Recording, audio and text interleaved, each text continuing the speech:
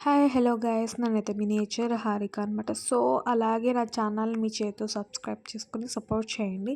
First of all నేనైతే ఒక sweet recipe అనమాట. ఇది మా సైడ్ అయితే బెల్లం అన్నం అంటారు, కొన్ని చోట్ల చక్కెర పొంగలి, అలాగే స్వీట్ రైస్ అంటారు, అలాగే ఇంకా సంథింగ్ చాలా పేర్లే ఉన్నాయి. ఇక మీ సైడ్ అయితే ఏమున్నాయో చెప్పేసేయండి.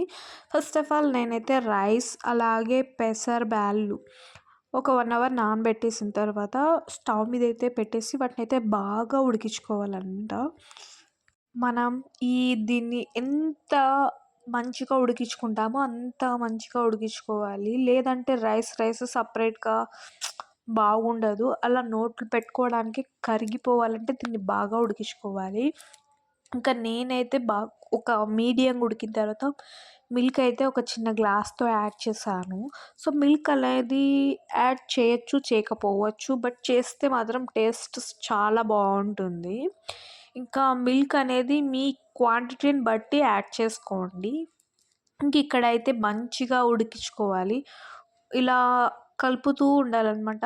కలుపుతూనే ఉండాలి అయిపోయే వరకు. చాలా అంటే చాలా మంచిగా కలపాలి, లేదంటే అడుగు మాడిపోతుందన్నమాట. ఇంకా ఫైనల్లీ బెల్లం, ఇలాచి అన్నీ తీసుకొనేసి చాలా బాగా మిక్స్ చేసేయాలన్నమాట. ఇది మిక్స్ చేసిన తర్వాత దాని మీదంతా కొద్దిగా ఓపెన్‌లో ప్లేట్ అయితే క్లోజ్ చేయండి. మంచిగా అలా ప్లేట్ క్లోజ్ చేయడం వల్ల మంచిగా మెత్తగా బాగా ఉడుకుతుంది. ఇంకా ఆలోపు మీకు కావాల్సిన పదార్థాలన్నీ తీసుకోండి. ఇంకా ఏం కావాలనుకుంటున్నారా? ఏమేమి కావాలి అంటే డ్రై ఫ్రూట్స్ కావాలి కదా! సో మీరు మీ అవైలబుల్‌లో ఉన్నా ఏసేయచ్చు. సో నేనైతే ఘీ అయితే 2-3 స్పూన్స్ పక్కన తీసుకొని కరిగించుకునేసాను. ఇంకా అప్పుడప్పుడు ఒక 5 మినిట్స్ తర్వాత కలుపుతూ ఉండండి. క్లోజ్ చేస్తూ కలుపుతూ ఉండండి. ఇంకా ఆలోపు మనం డ్రై ఫ్రూట్స్ అయితే వేయించుకుందాము. సో కలర్ అనేది లైట్‌గా రావాలి. ఒకవేళ మాడిపోయిన టేస్ట్ కూడా చాలా బాగోదన్నమాట. ఇంకా అలా అవి వేయించేసిన తర్వాత ఇంక ఇవైతే ఇక్కడ దీన్ని మిక్స్ చేయాలి.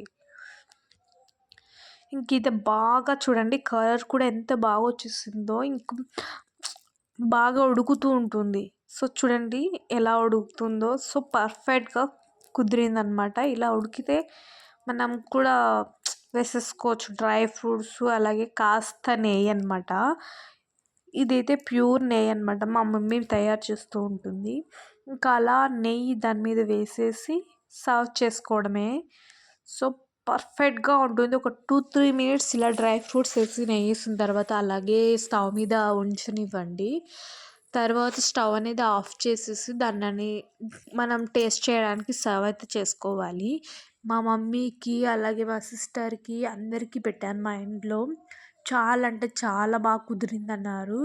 ఇంకా ఫైనల్‌గా దీన్ని నేనైతే సర్వ్ చేసుకొనేసి టేస్ట్ అయితే చేయాలి. ఎలా ఉంది ఏంటి?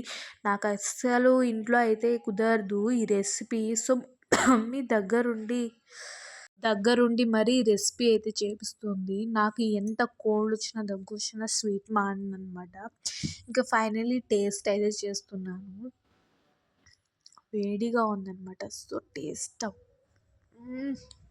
చాలా బాగుంది. ఊరికే అయితే